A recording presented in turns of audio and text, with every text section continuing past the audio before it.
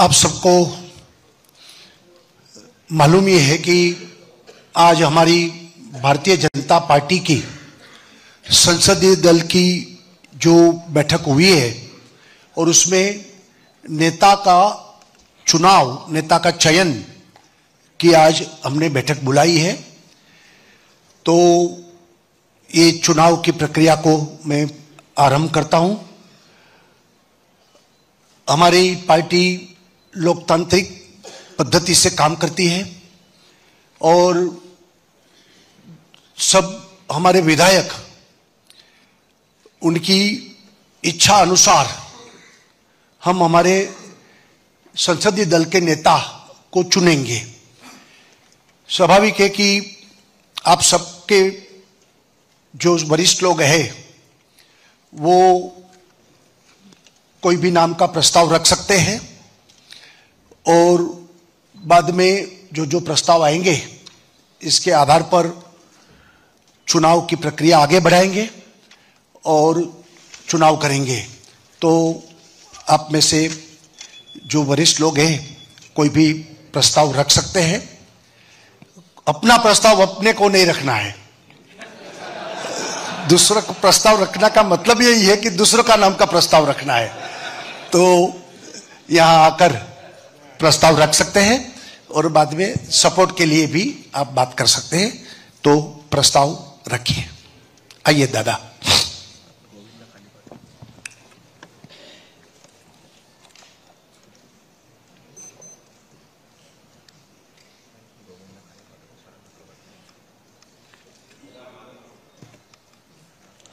मी महाराष्ट्राच्या विधिमंडळ गटनेतेपदी आपल्या सगळ्यांचे मित्र, आपल्या सगळ्यांचे नेते, आपल्या सगळ्यांचे मार्गदर्शक माननीय देवेंद्रजी, सरिताताई,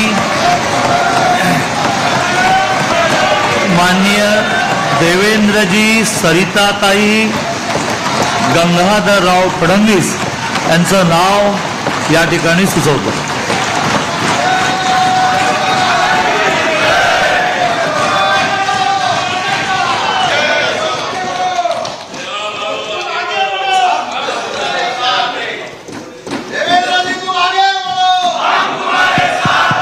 भारत माता की। अरे सर्वांचे हात वरती घ्या। आपल्या काही सनी देवलचा हात आहे का 2.5 किलोचा? भारत माता की। वंदे छत्रपती शिवाजी महाराज की, छत्रपती संभाजी महाराज की। भारतीय जनता पार्टीच्या विधिमंडळ गटनेतेपदी छत्रपती शिवाजी महाराजांच्या विचारावर श्रद्धा ठेवून चालणारे शिवभक्त श्री देवेंद्र सरिताताई गंगाधरराव फडणवीस यांच्या नावाचा प्रस्ताव आपल्या समोर मांडतो।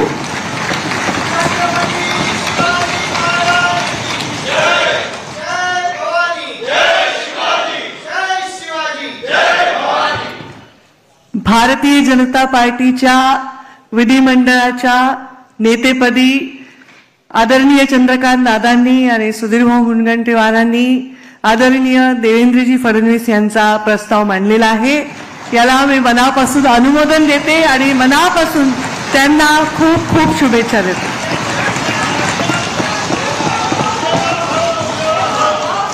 हाँ बोलत आहो यार, इधर नेटवर्क का इश्यू है। सन्माननीय चंद्रकांत दादा पाटील आणि सुधीरभाऊ मुनगंटीवार यांनी जो विधिमंडळाच्या गटनेतेपदी आपले नेते देवेंद्र फडणवीस साहेब यांचा जो प्रस्ताव मांडलाय त्याला मी अनुमोदन देतो।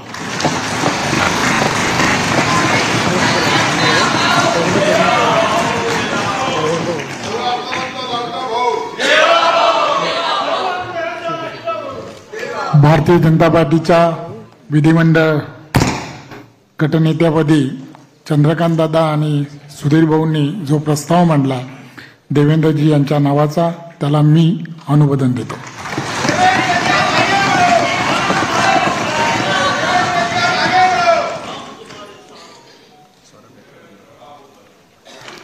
भारतीय जनता पार्टीच्या विधिमंडळ गटनेतेपदी आदरणीय दादा आणि आदरणीय सुधीर भाऊंनी जो प्रस्ताव मांडला आदरणीय देवेंद्रजी फडणवीस साहेबांचा, त्याला मी मनापासून खूप खूप शुभेच्छा देतो आणि मनापासून त्याचं समर्थन करतो, अनुमोदन करतो.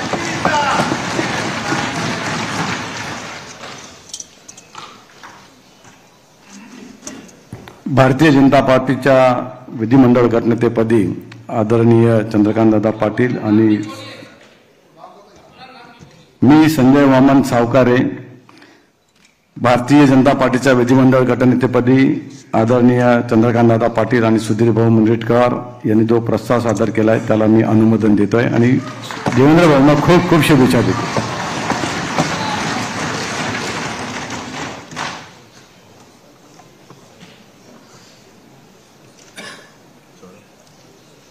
मी अशोक रामाजी उईके, आदरणीय चंद्रकांतदादा पाटील आणि सुधीरभाऊ मुनगंटीवार यांनी भारतीय जनता पार्टीच्या विधिमंडळ पक्षनेते गटनेतेपदी आदरणीय देवेंद्र फडणवीस यांची जी निवड केलेली आहे त्या निवडीला मी समर्थन देतो आणि शुभेच्छा देतो.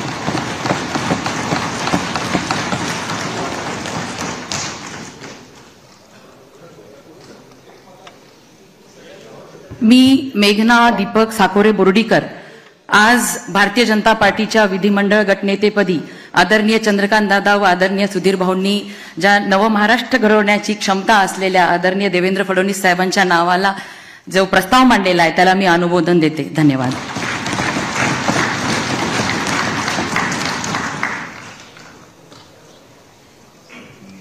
मी योगेश शारदा अमृतलाल सागर, भारतीय जनता पक्षाच्या विधिमंडळ पक्षाच्या गटनेतेपदी आदरणीय श्री चंद्रकांतदादा पाटील व आदरणीय श्री सुधीरभाऊ मुनगंटीवार यांनी जो सन्मान्य श्री देवेंद्र फडणवीसजी यांचं नाव प्रस्तावित केलं आहे त्याला माझं अनुमोदन देतोय आणि त्यांना शुभकामना देतो. धन्यवाद.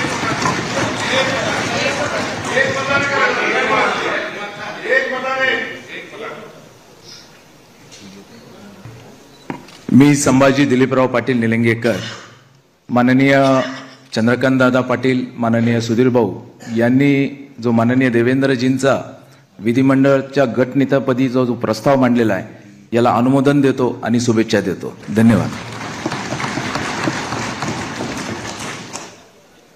मी गोपीचंद पडळकर, माननीय चंद्रकांतदादा पाटील, माननीय सुधीरभाऊ मुनगंटीवार यांनी भारतीय जनता पार्टीच्या विधिमंडळाच्या गटनेते पदावरती या राज्याचे गावगाड्याचे रक्षण करते, बहुजनांचे उद्धारक, गोरगरीब उपेक्षितांचे हृदय सम्राट माननीय देवेंद्र फडणवीस साहेबांचं नाव सुचवलेलं आहे त्याला मी अनुमोदन देतो.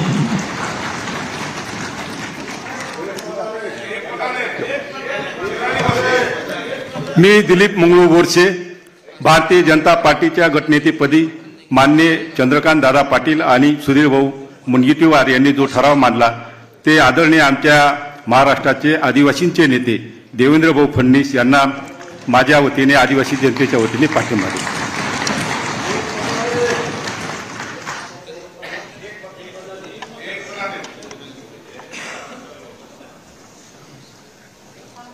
महाराष्ट्र का मुख्यमंत्री कैसा हो?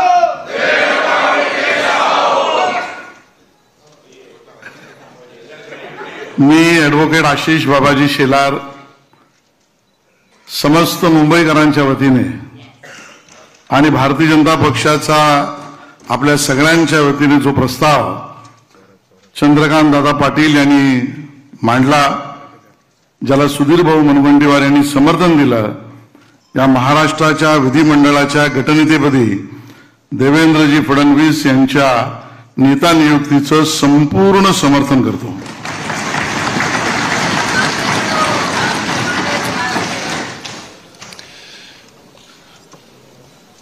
मुझे लगता है कि एक ही प्रस्ताव आया हुआ है और कोई प्रस्ताव है? पक्का? तो सर्वानुमते यानी कि सर्वसम्मति से देवेंद्र फडणवीस जी को पार्टी के नेता के रूप में घोषणा करता हूं और नेता घोषित करता हूं. देवेंद्र जी, पहले भाई साहब सब लोग आप बाद में करना, पहले देवेंद्र जी ऊपर आ जाए. सर्व एक आमदारांना कार्यक्रम पूरा विनंती आहे. करें, बाद में सब मिल लेंगे। नवनियुक्त आपले विधिमंडळ पक्षाचे नेते देवेंद्रजी यांना विनंती आहे त्यांनी मंचावर यावं.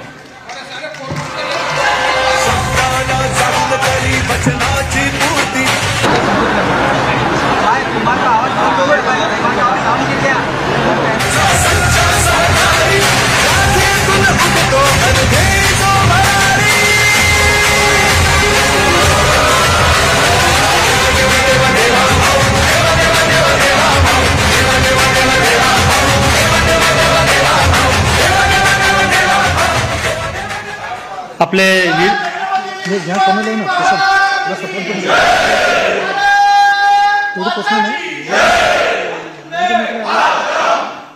आपण प्रक्रिया पूर्ण करून घेऊ. नुकतीच आता देवेंद्रजी यांची निवड झालेली आहे, त्यांचं मनापासून स्वागत. आपले निरीक्षक श्री रुपानीजी यांना विनंती आहे की त्यांनी देवेंद्रजीचं स्वागत करावं. आपल्या निरीक्षक श्रीमती निर्मलाजी इनसे भी विनंती है वो भी माननीय देवेंद्र जी का स्वागत करें.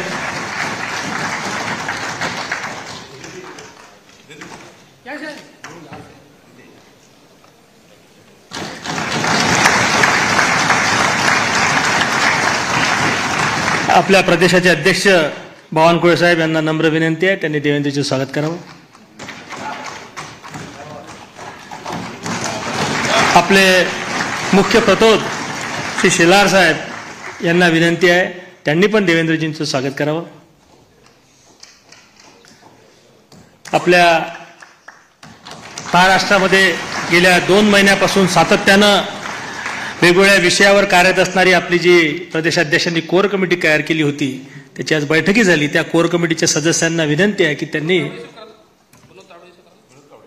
श्री आपले देशाचे भारतीय जनता पक्षाचे सरचिटणीस विनोदजी यांना पण विनंती आहे त्यांनी देवेंद्रजीचं स्वागत करावं. श्री प्रवीण भाऊ दरेकर यांना विनंती आहे त्यांनी स्वागत करावं. आपल्या कोर कमिटीने मागच्या 2 महिन्यापासून अथक मेहनत घेतली. त्यांची आज सकाळी बैठकी झाली. कोर कमिटीच्या सदस्यांना विनंती आहे त्यांनी सर्वांनी वरती येऊन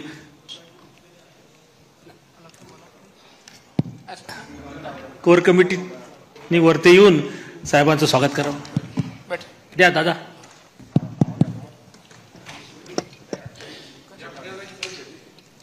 आपले विखे साहेब, सुधीर भाऊ, दादा, पंकजाताई, गिरीश भाऊ, चव्हाण साहेब, ते रवींद्र चव्हाण, संजय कुटेजी,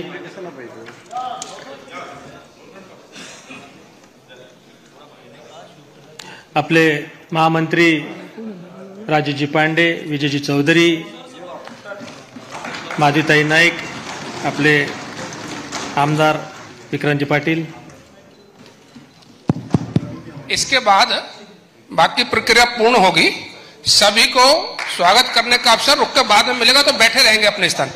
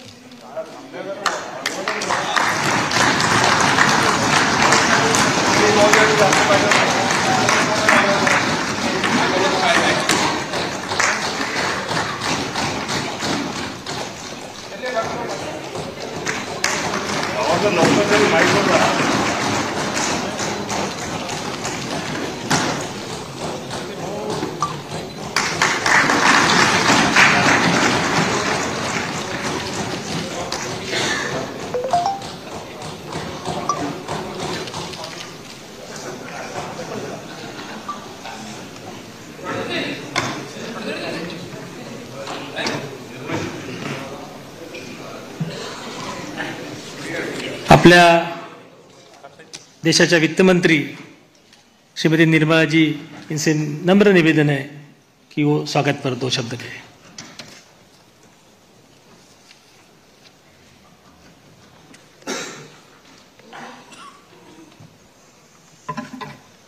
आप सबको मेरा नमस्कार. और शुरुआत में ही नवनिर्वाचित एमएलए गण सबको मेरा बधाई।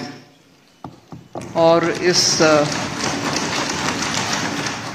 सदन में उपस्थित वरिष्ठ नेतागण और मेरे साथ आए हुए ऑब्जर्वर के नाते विजय रूपानी जी, जो गुजरात के वरिष्ठ मुख्यमंत्री थे इससे पहले, और सांसदगण बहुत सारे भी आए हैं इस मीटिंग में, उनका भी मेरा प्रणाम।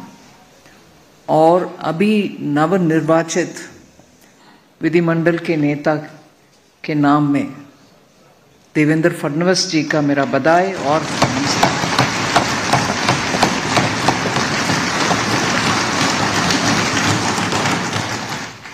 इस चुनाव के दौरान महाराष्ट्र के 14 करोड़ जनता जनार्दन के डिसीजन पूरे भारत के लिए एक संदेश है।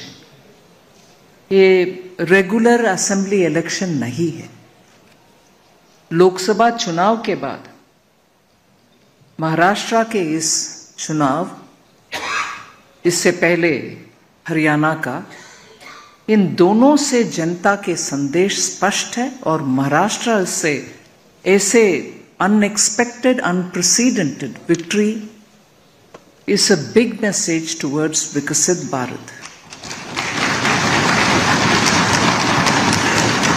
मैं मानती हूं कि जनता उनके अनुभव के अनुसार पिछले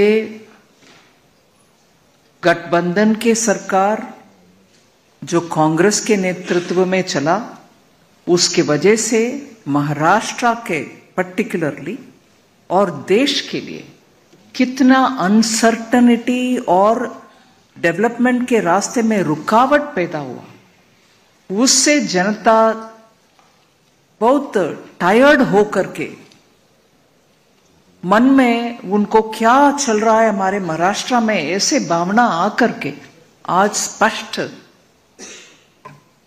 निर्देश दिए हैं और उसको सही आगे लेके चलने के लिए आप सब उत्सुक हैं।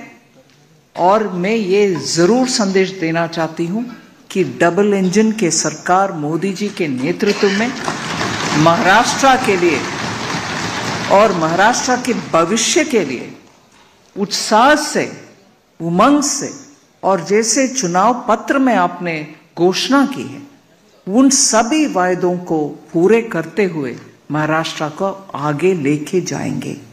ये तो स्पष्ट है। और अभी ये स्पष्ट है कि हम सब महाराष्ट्र का पिछले कांग्रेस के नेतृत्व में चलने वाली सरकार के द्वारा कितना नुकसान हुआ, उन सबको जनता को याद दिला करके हम तेजी से काम करते आगे लेके जाना है। चाहे वो किसान के मामला हो, चाहे इंडस्ट्री का इन्वेस्टमेंट हो महाराष्ट्र में, चाहे हर रीजन का डेवलपमेंट हो महाराष्ट्र में। और प्रमुख बड़ा आज आर्टिफिशियल इंटेलिजेंस को उपयोग करते हुए हमारे ही युवा स्टार्टअप के रूप में इतना नए नए सोच के साथ सॉल्यूशंस दे रहे हैं भारत के इकोनॉमिक और आर्थिक व्यवस्था को सुधार करने के लिए। उन सब का इतना प्रोत्साहन महाराष्ट्र में मिलना चाहिए, मिल रही है, मगर और ज्यादा मिलना चाहिए। उनसे हमें स्पीडीली बहुत सारे काम को आगे ले चलना आसान होगा।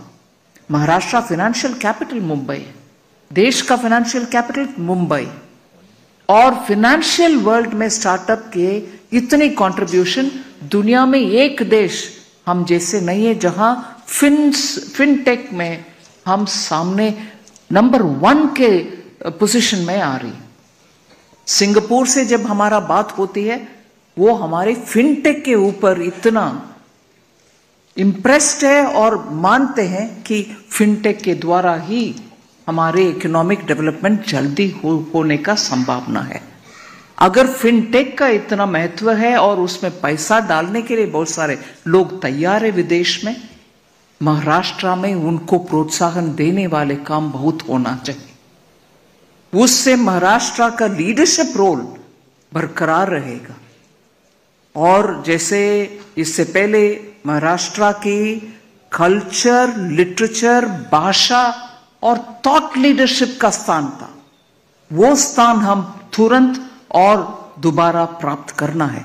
और उसमें मैं माननीय प्रधानमंत्री जी का याद दिलाऊं, इस विषय में उनका कदम हम पिछले 6-8 महीने में जो हुआ उसको याद दिलाना जरूरी है। मराठी भाषा को क्लासिकल लैंग्वेज स्टेटस देना, और उससे पहले वरकरी संप्रदाय के लोग जुलाई में जब जाते हैं आषाढ़ के एकादशी के समय, उनके लिए वो कॉरिडोर बनाना, ये सब महाराष्ट्र और मराठी और महाराष्ट्र के थॉट लीडरशिप और कल्चरल लीडरशिप का प्रधानमंत्री जी प्रमुखता देते हैं, उसका एग्जाम्पल्स उदाहरण है। और महाराष्ट्र का एक बड़ा निर्णय पिछले 50 साल में होना था, वो कभी नहीं हुआ, पता नहीं कारण क्या है, मगर अभी मोदी जी के द्वारा वधावन पोर्ट, जो उनका ड्राफ्ट के वजह से भारत में ही सबसे ड्राफ्ट ज्यादा अधिक है ऐसे पोर्ट, 76,000 करोड़ का अनाउंसमेंट होना सामान्य निर्णय नहीं है। ये सब स्पष्ट करता है कि केंद्र में मोदी जी के सरकार महाराष्ट्र के उन्नति के लिए कितने सारे स्कीम्स ले आ रहे हैं, उसको तुरंत इंप्लीमेंटेशन करना। और मैं इसमें उदाहरण में देती हूं क्योंकि इसको मैं क्लोजली मॉनिटर करती हूं। बुलेट ट्रेन का व्यवस्था, अब तक ट्रेन चलता होगा अगर बीच में वो कांग्रेस लेड गवर्नमेंट नहीं आते और उसमें रुकावट ना पैदा करते। जापान से हमें इतना सस्ता से लोन मिला उस कारण, मगर डिले के कारण वो इधर उधर हो करके इतना कष्ट हम झेल रहे हैं। ऐसे ही आ रहे शेड, मेट्रो का, कार्स का शेड, कितने डिले किसके लिए? मुंबई सबर्बन ट्रेन्स का भीड़ हम देख रहे हैं, उसमें जनता का सुविधा के लिए हम काम करने के लिए सामने आए, रुकावट पैदा करने वाले दूसरे पार्टी है। अभी मैं मानती हूं जनता इन सब को देख लिए और समझ लिए, इसलिए हमें इतना बड़ा सा मैंडेट दिए हैं। और इधर इस हॉल में नव निर्वाचित एमएलए गण के उत्साह देखकर मैं जरूर ये कहना चाहती हूं, मुंबई का अग्रणी स्थान हम तुरंत वापस ले आने के लिए काम करेंगे। नासिक और उस बेल्ट में जितने भी एग्रीकल्चर संबंधित, चाहे वो कंदा, ऑनियन और गार्लिक, इन सभी ग्रेप्स, इन सभी का प्रॉब्लम के लिए जितने भी हम गोडाउन्स बनाना है और उसके लिए साइंटिफिक तरीके से पैक करके एक्सपोर्ट करने के जितना भी काम करना है, उन सब के लिए प्रावधान देंगे। और डिफेंस का मैन्युफैक्चरिंग में अग्रणी स्थान, इधर कॉरिडोर नहीं आया मगर उससे ज्यादा काम हो रही है, उसके लिए केंद्र सरकार के द्वारा defence manufacturing, defence component manufacturing के लिए हम डेफिनेट डेवलपमेंट के लिए हम काम करेंगे। ऐसे ही विदर्भ क्षेत्र के लिए हम जरूर काम करना है, अच्छा सा ग्राउंड लेवल तक लेके जाना है डेवलपमेंट, वो भी हमारे मन में रहेगा। जैसे मैं हैदराबाद में बहुत सारे साल जी चुकी हूं, इसीलिए लातूर, नांदेड़ उस प्रांत के ऊपर मेरा पर्सनल परिचय है, उस इलाके का भी हम प्रावधान देना है। आई एम श्योर आप सबके उत्साह से, एंथुसियाज्म और ग्राउंड में आपका कनेक्ट के वजह से और अभी नवनियुक्त नेता के लीडरशिप में हम सब जाएंगे और दिल्ली में केंद्र सरकार के द्वारा, प्रधानमंत्री मोदी जी के द्वारा पूरे कोऑपरेशन के साथ डबल इंजन, पावरफुल इंजन बन करके महाराष्ट्र को first in the country state बनाएंगे। ये हम सब साथ होकर के काम करना है। बहुत आनंद हुआ इस एक मत निर्णय में, यूनानिमस रेसोल्यूशन के ऊपर। मैं आप सबको बधाई देती हूं। हम एक है तो सेफ है। धन्यवाद।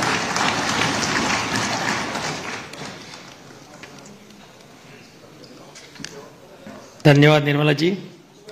जात पात पंत प्रांत भाषा याच्या पलीकडे जाऊन ज्यांनी महाराष्ट्र नेतृत्व केलं अशा लाडक्या बहिणींचा लाडका देवाभाऊ यांना विनंती।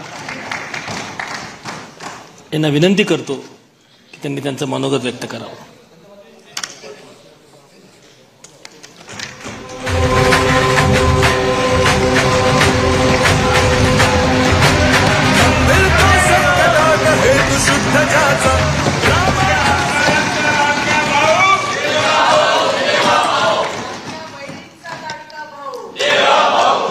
हिंदवी स्वराज्याचे सरसंस्थापक छत्रपती शिवरायांना मानाचा मुजरा करतो. भारतीय राज्यघटनेचे शिल्पकार भारतरत्न डॉक्टर बाबासाहेब आंबेडकर यांना मानवंदना अर्पित करतो. आज आपली सगळी प्रक्रिया पार पाडण्याकरता या ठिकाणी उपस्थित झालेले गुजरातचे माजी मुख्यमंत्री आदरणीय रुपाणीजी, त्यांच्यासोबत आलेल्या भारताच्या वित्तमंत्री आदरणीय निर्मलाताई सीतारामनजी, आपले अध्यक्ष चंद्रशेखर बावनकुळेजी, माननीय विनोद तावडेजी, माननीय शिवप्रकाशजी, मंचावर उपस्थित असलेले सन्माननीय आशिष शेलारजी, प्रवीण दरेकरजी, या ठिकाणी आपल्या सहयोगी पक्षाचे जनसुराज्याचे विनय कोरेजी, त्याचप्रमाणे युवा स्वाभिमानचे रवी राणाजी, रासपचे रत्नाकर गुट्टेजी, आपल्याला ज्यांनी समर्थन दिलं ते एकमेव अपक्ष आमदार शिवाजी पाटील, भारतीय जनता पक्षाचे विधानमंडळातील माझे सर्व ज्येष्ठ सहकारी, कोर कमिटीचे सर्व सदस्य, माझ्या सर्व भगिनी आणि बंधूंनो, सर्वप्रथम आपल्या सर्वांचे मी आभार मानतो की आपण एकमताने या ठिकाणी विधिमंडळ गटाचा नेता म्हणून माझी निवड केली आणि ही निवड प्रक्रिया करण्याकरता या ठिकाणी आलेले माननीय रुपाणीजी आणि माननीय निर्मला सीतारामनजी यांचे देखील अतिशय मनापासून मी आभार मानतो. खरं म्हणजे आपल्या सर्वांना याची कल्पना आहे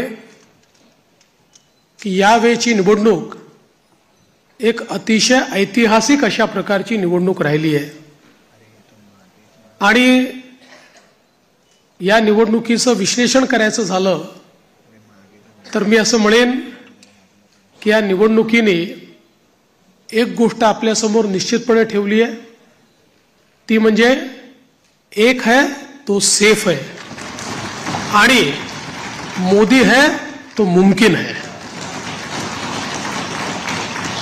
मोदीजींच्या नेतृत्वामध्ये देशामध्ये विजयाची मालिका ही लोकसभेनंतर पुन्हा एकदा हरियाणापासून सुरू झाली आणि महाराष्ट्राने जे मॅन्डेट या ठिकाणी आपल्याला दिलेलं आहे, खरं म्हणजे महाराष्ट्राच्या जनतेला मी साष्टांग दंडवत घालतो.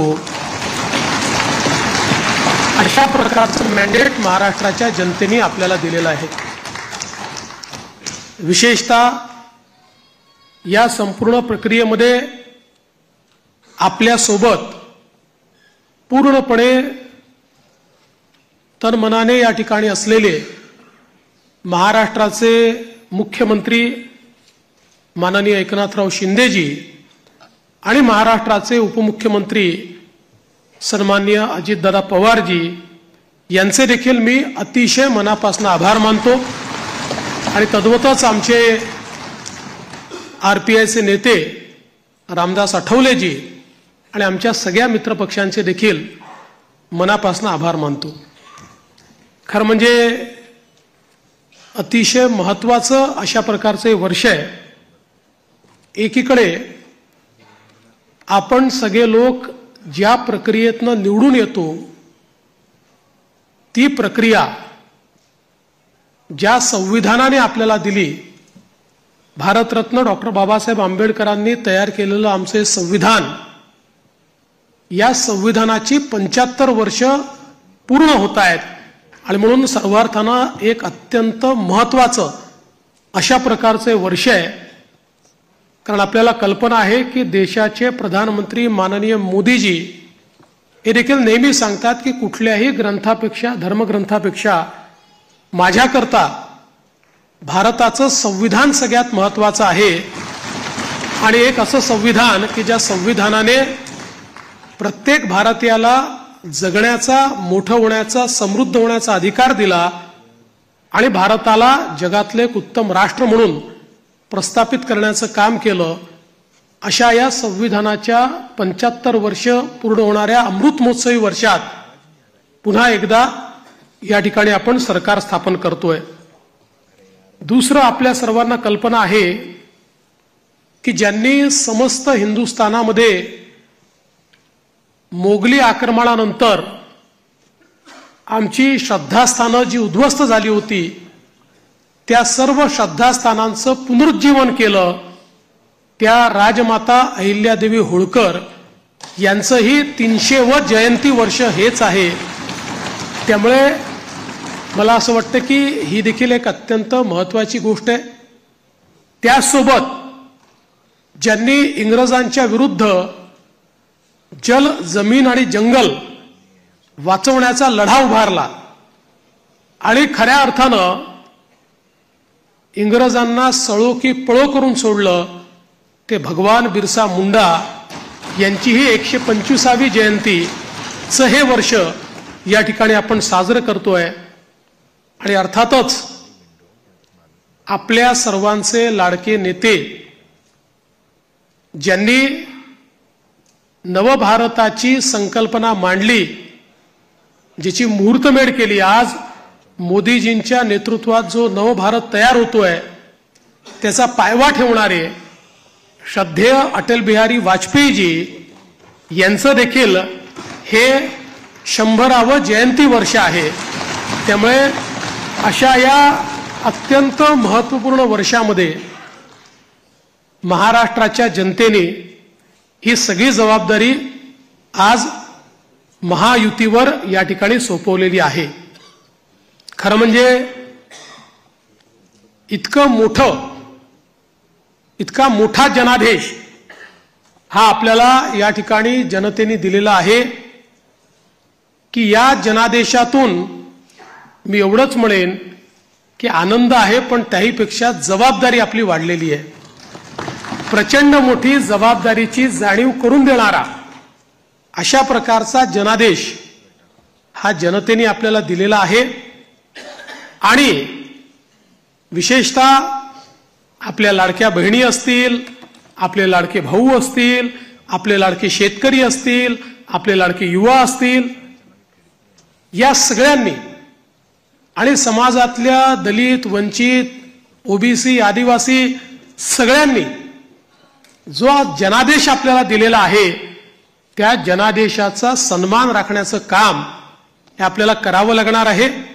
आणि म्हणून निश्चितपणे आपली प्राथमिकता आपण सुरू केलेल्या योजना आणि आपण दिलेली आश्वासनं ही पूर्ण करणं याच्याकडे आपली प्राथमिकता तर असेलच, पण त्यासोबत महाराष्ट्राला पुढे नेण्याकरता, महाराष्ट्राला सर्व आघाड्यांवर पहिल्या क्रमांकावर आणण्याकरता आपल्या सर्वांना या ठिकाणी सातत्याने कार्यरत राहायचं आहे. आपल्याला कल्पना आहे की 2019 साली देखील जनतेचा कौल आपल्याला मिळाला होता. दुर्दैवाने जनतेचा जो कौल होता तो हिसकावून घेण्यात आला आणि जनतेसोबत एक प्रकारे बेईमानी त्या काळामध्ये झाली. मी काही त्या इतिहासामध्ये जाऊ इच्छित नाही, एक नवीन सुरुवात आपण करतोय, पण या गोष्टीचा निश्चित उल्लेख करेन की सुरुवातीच्या 2.5 वर्षामध्ये ज्या प्रकारे वेगवेगळ्या पद्धतीनं आपल्याला त्रास देण्यात आला, आपल्या आमदारांना त्रास देण्यात आला, नेत्यांना त्रास देण्यात आला, अशाही परिस्थितीमध्ये मला या गोष्टीचा अभिमान आहे की 2.5 वर्षात एकही आमदार आपल्याला सोडून गेला नाही. सगळे आमदार, सगळे नेते संघर्ष करत होते आणि त्या संघर्षामुळेच 2022 साली पुन्हा आपलं सरकार तयार झालं आणि त्यातूनच आज पुन्हा एकदा पूर्ण बहुमत आपल्या महायुतीला, प्रचंड बहुमत हे महायुतीला मिळालं आणि आपल्या भारतीय जनता पक्षाला 132 आणि आपल्या मित्रांसोबत 137 जागा, एक प्रकारचा इतिहास या महाराष्ट्रामध्ये लिहिला गेला. हा इतिहास मला असं वाटतं की अभूतपूर्व अशा प्रकारचा आहे. या निमित्ताने देशाचे प्रधानमंत्री माननीय मोदीजींचे मी मनापासून आभार मानेन की माझ्यासारख्या बूथचा कार्यकर्ता म्हणून ज्याने काम चालू केलंय, वॉर्डाचा अध्यक्ष म्हणून काम चालू केलंय, अशा एका कार्यकर्त्याला या सर्वोच्च पदापर्यंत 3 वेळा माननीय मोदीजींनी या ठिकाणी बसवलं. अर्थात त्यातला एकदा 72 तासाकरताच होतो, पण तरी देखील टेक्निकली होतो. त्याच्यामुळे 3 वेळा मला महाराष्ट्राच्या मुख्यमंत्री पदावर बसण्याचा मान सन्मान त्यांनी दिला. हा पक्ष ज्या प्रकारे त्यांच्या नेतृत्वात मोठा झाला, त्यातूनच सामान्य कार्यकर्त्यांना वेगवेगळी त्या ठिकाणी पदं मिळाली, चांगली पदं मिळाली, आपल्याला काम करण्याची संधी मिळाली. म्हणून मी आदरणीय मोदीजींचं मनापासून या ठिकाणी त्यांचे आभार मानतो. पक्षाचे राष्ट्रीय अध्यक्ष आदरणीय JP नड्डा साहेब यांचे देखील अतिशय मनापासून आभार मानतो. आणि त्याचसोबत ज्यांनी या संपूर्ण निवडणुकीमध्ये अतिशय ताकदीनं महाराष्ट्रामध्ये आपल्यासोबत तळ ठोकून कार्यकर्त्यांमध्ये ऊर्जा निर्माण केली आणि या निवडणुकीत अत्यंत ताकद आपल्या सर्वांना दिली, ते देशाचे गृहमंत्री माननीय अमितभाई शहा यांचे देखील आभार मानतो. आणि भारतीय जनता पक्षाचं जे शीर्षस्थ नेतृत्व आहे त्या सगळ्या नेत्यांचे या ठिकाणी अतिशय मनापासून मी आभार मानतो. आणि विशेषतः वेगवेगळे राज्यातल्या ज्या कार्यकर्त्यांनी, नेत्यांनी आपल्याला मदत केली त्यांचे देखील मी अतिशय मनापासून आभार मानतो. महाराष्ट्रातली सगळी टीम तर आपले प्रदेशाध्यक्ष बावनकुळेजी यांच्या नेतृत्वात महाराष्ट्र भाजप हा पूर्ण ताकदीने या ठिकाणी मैदानामध्ये होता आणि त्यामुळेच हा विजय आपल्याला या ठिकाणी मिळालेला आहे. त्याबद्दल भारतीय जनता पक्ष महाराष्ट्राच्या संपूर्ण टीमचं मी मनापासून अभिनंदन करतो, आभार मानतो. आणि अर्थातच तुम्ही सगळे लोक आहात म्हणून मी इथे आहे. तुम्ही नसतात तर मी इथे नसतो. त्याच्यामुळे तुमचे सगळ्यांचे मनपूर्वक आभार मानत असताना पुढची वाट ही आपल्याला अपेक्षा पूर्ण करण्याकरता संघर्षाची आहे. आपल्याला अपेक्षा पूर्ण करायच्या आहेत. त्यामुळे आपल्याला सगळ्यांना आपलं महायुतीचं सरकार आहे, या सरकारमध्ये एक दिलाने आपल्या सगळ्या मित्रांना सोबत घेऊन आणि प्रसंगी जेव्हा इतकं मोठं मॅन्डेट असतं त्यावेळी सगळ्या गोष्टी सगळ्यांच्या मनाच्या आपल्याला पूर्ण करता येत नाहीत. पण आपण एक लार्जर, एक मोठा अशा प्रकारचा विचार घेऊन, एक लार्जर गोल घेऊन आपण राजकारणामध्ये आलेलो आहोत. केवळ पदांकरता, केवळ आपल्याला कोणीतरी मोठं करावं याकरता आपण राजकारणात आलेले नाही आहोत. त्यामुळे मला या गोष्टीची पूर्ण अपेक्षा आहे की येत्या काळामध्ये 4 गोष्टी आपल्या मनाप्रमाणे होतील तर 4 गोष्टी मनाविरुद्ध देखील होतील. पण तरी देखील एका लार्जर इंटरेस्टमध्ये आपण सगळे एकत्रितपणे काम करू आणि आपली शक्ती काय आहे ही शक्ती निश्चितपणे या ठिकाणी आपण दाखवून देऊ. आज या निमित्ताने पुन्हा एकदा आपल्या सगळ्यांचे आभार मानत असताना महाराष्ट्रातल्या दीन, दलित, गोर, गरीब, आदिवासी, शेतकरी, शेतमजूर, महिला, ओबीसी, अल्पसंख्याक सगळ्या समाजाला या ठिकाणी मी आश्वस्त करू इच्छितो की महाराष्ट्राच्या सर्वांगीण उन्नतीकरता, महाराष्ट्राच्या प्रगतीकरता 24 तास आमचं सरकार काम करेल आणि महाराष्ट्रातल्या सामान्य माणसाच्या आशा आकांक्षा अपेक्षा या निश्चितपणे पूर्ण करण्याचं काम आम्ही करू. पुन्हा एकदा आपल्या सर्वांचे आभार मानतो. माननीय देशाचे पंतप्रधान नरेंद्र मोदीजी यांचे मनापासून आभार मानतो आणि माझं बोलणं संपवतो. धन्यवाद. जय हिंद, जय महाराष्ट्र.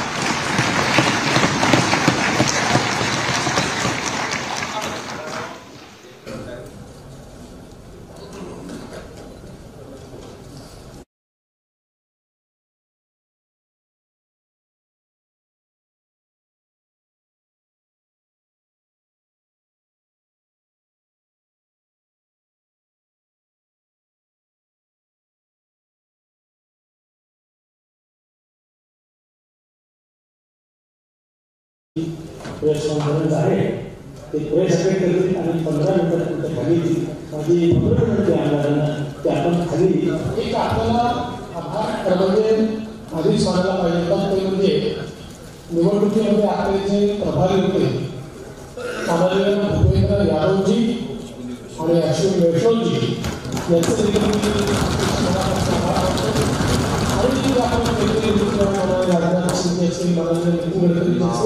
सगळ्या केंद्रीय नेतृत्वाची अपेक्षा मनापासून आहे. आपण खाली